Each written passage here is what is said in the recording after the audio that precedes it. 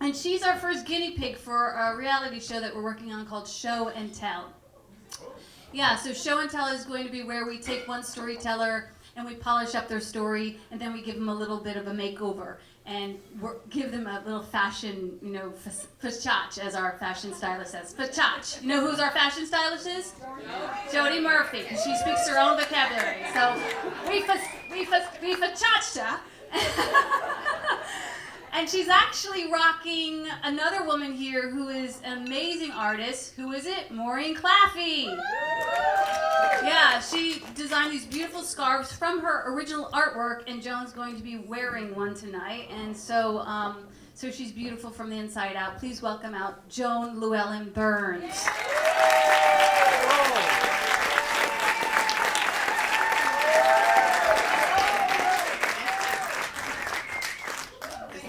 Is that okay? Yeah. So, in the spring of last year, I found myself sitting in the day room of the psych ward. And well, I shouldn't say I just found myself there. It's not the same as I found myself eating the entire bag of potato chips, or I found myself staying up to 3 in the morning binging Stranger Things, or I found myself stalking people on the internet.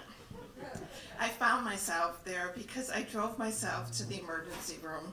Excuse me. Sorry. I found myself there because I drove myself to the emergency room and I told them how I was feeling. And I was feeling like utter shit. It's kind of hard to put it into words, but I felt like a shell that I had no insides. I couldn't do the routine tasks that make up the everyday. I kind of felt like a pumpkin whose insides had been scraped out and discarded, with a face carved like the Happy Jack-o'-lantern, trying to look fine and happy on the outside, while empty and raw on the inside. This wasn't my first go-around with dark thoughts and longing for death. The darkness has been a part of me for as long as I can remember. But the dark thoughts coupled with the intense physical symptoms was new, and I knew that I needed help, and I needed it immediately. Otherwise, this darkness surely would eat me alive. So off I went to the ER at Elmhurst Hospital on a Monday evening. It was kind of a surreal experience. I told the nurse how I was feeling, and she led me to a room and had me put on a gown, which was kind of weird. It's up here. That's where the problem is. But I just did what she said, and I put on the gown.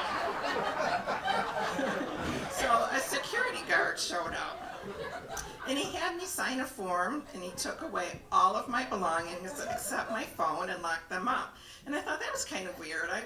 I've been to the ER before, and they never did that. And he kind of watched me with that kind of wary look that people who deal with people who are maybe a little unhinged look, like waiting for me to make a sudden move. But he didn't know I was just too tired to move at all. And it was interesting because it wasn't the usual kind of emergency room where there's like those little weird drape dividers between the beds. This was like a solid 4-walled room with that, security glass window and a door. And next, the security guard got out a key and he lowered this metal gate down all the equipment in the room. You know, like those metal gates that go over stores at night to keep them safe. And I didn't say anything, but I was like, what the fuck is going on in here? I just watched him. He kind of watched me. So then the security guard came back one more time and he took the chairs out, which got me thinking, do they think I'm going to kill myself with a chair? And if I was, how would I do it? So would I put my head between the seat and the arm and swing it around? Would I stand on the seat and plunge myself 24 inches to my death? I could not figure out an answer. I still don't know.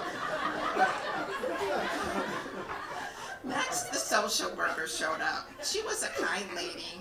She was maybe in her 60s with gray curly hair, and glasses. But by this time, I was starting to panic. So I told her, I'm all better now, I'm ready to go home. And she kind of was like, no, I don't think so, I'm not going to release you. And I said, well, how about sending me to one of those outpatient programs for depression? I'll do that. But evidently her bullshit meter was pretty good because she knew I would never go. And she said no. And that was the moment that I realized why they take away your purse, your clothes. It's not easy just to walk out of the hospital in a gown with no keys, no money, no shoes. I was stuck. And so the time just ticked on so slowly, and the social worker spent her time trying to find an open bed in a psych ward. My panic level just raised to unbearable. I was on the phone with my sisters and my best friend, Bonnie, and I just watched my phone battery, just going low and low and lower. They didn't have any chargers there, so I was worried that I would be cut off. And I really just wanted to leave, but I knew I couldn't. I was feeling hideous inside, and I knew I needed that help, even though I was terrified. So I hadn't eaten in hours, so I asked for something to eat, and they brought in the saddest sandwich I've ever seen in my life. I told them, well, I have celiac disease, and I'm a vegetarian. I can't really eat that. And they were like, that's all we got. So I just sat there as the hours passed and picked off every little tiny bit of white bread crumbs off the rubbery turkey. Finally took a few bites. And then eventually she came back and said that she found a bed at Good Samaritan Hospital and an ambulance would take me over there. I was thrilled. So gowned and shoeless, I was put on a gurney and rolled out to the ambulance. The paramedic asked for more information, more paperwork, and I just sat there, just trying to breathe away the panic as we drove through the night. I arrived at the hospital about 3 in the morning. And no, there isn't a sign that says, welcome to the psych ward. You have officially lost your shit. But I think it would be a nice touch. And no, it's not like one flew over the cuckoo's nest and there was no Nurse Ratched to greet me. Looked like just any old regular hospital floor, and the nurses were actually really nice and caring. There was more intake forms, more talking about how I was feeling, and then something new. The nurses took me into a room, had me remove my gown, lower my underwear, squat, and cough. That was unexpected.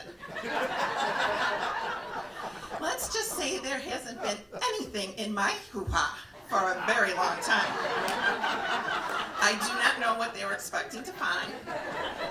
Maybe some contraband of some sort, but had I known, I would have shoved a Diet Coke up there. Because there was no Diet Coke on that unit anywhere. So make a note. So the next thing the nurses do is write down the location of any tattoos, marks, bruises, and I was like, why are they doing that? Are psych ward tattoos a thing? Like when you go to prison, you get your prison tat?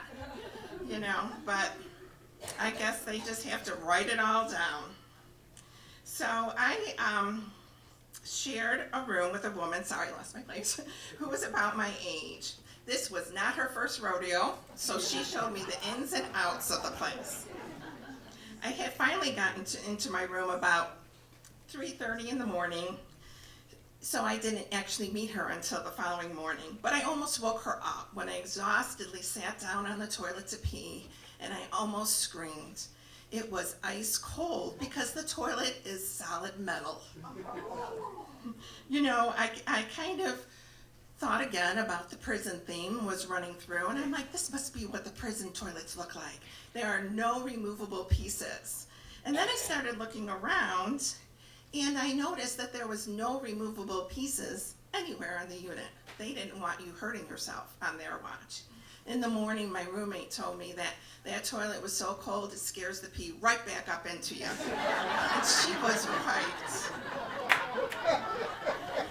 Cold toilets aside, the unit was very clean and the staff was very kind and caring. But the beds, they were a trip. No exaggeration, the beds were like a thin mattress on top of a pine box. Why the pine box? I mean, if you croaked off there, did they just like roll you in the box and cart you off to the cemetery, save a few steps? I don't know, I didn't figure that one out either. So if you haven't had the pleasure of being locked up, I'll tell you a little bit about the routine. Someone would wake me up for breakfast, and I would shuffle down the hall to where we would get our meals. And I would shuffle because, of course, they take away your shoes, and they give you those ugly-ass, no-slip hospital socks. And that's what you pretty much wore the whole time. After breakfast, we had a 30-minute period where you could go to the grooming room, and you could, do your hair, put on your makeup, but I was like, fuck that, I'm not here to look pretty. And it probably would have been impossible at that point because I was just rocking this god-awful botched haircut. And I think maybe that's why I was depressed in the first place. It was bad. So my grooming consisted of a shower and brushing my teeth, which, by the way, was noted. Did I tell you that everything you do is written down? When I learned this, I was a little freaked out. They take note of your mood, what you are doing, if you are participating, did you shower, did you eat, etc., etc., etc.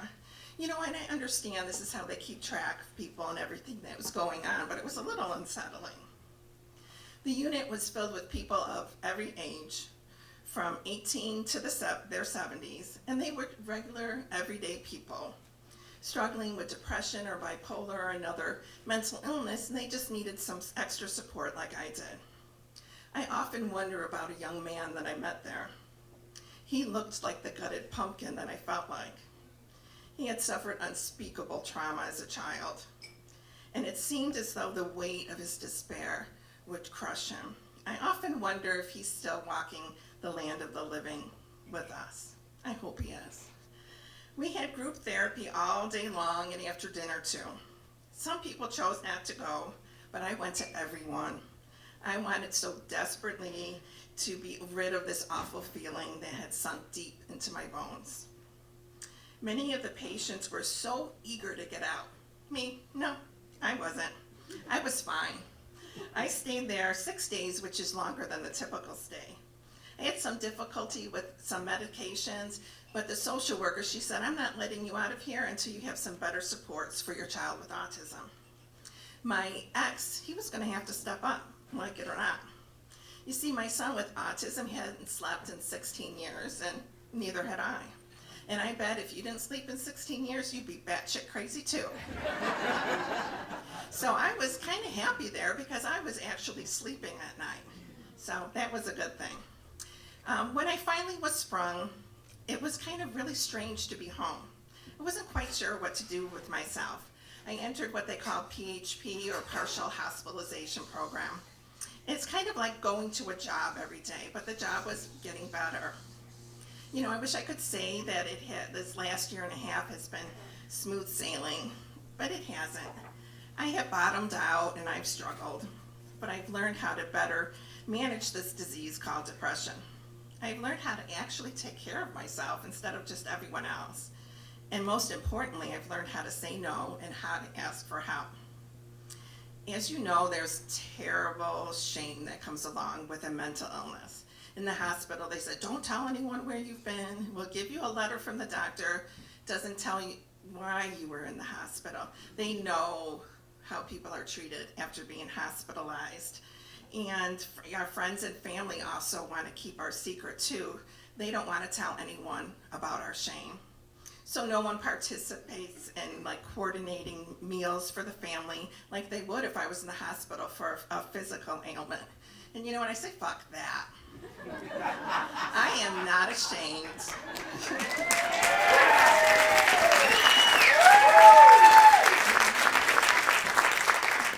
And I will not be shamed into silence. And I understand this can be uncomfortable. It's a topic that's uncomfortable for a lot of people to talk about. So if you don't know how to talk to me or don't want to say the wrong thing, just come and talk to me, just like you always have. Ask me questions. This illness thrives in silence and darkness, and I do not want to let it grow. I believe that being in the psych ward was part of my transformation. The phoenix rising from the ashes, reaching for that higher ground. I hit my bottom and I had to change my life to save my life. And I'm so glad I did.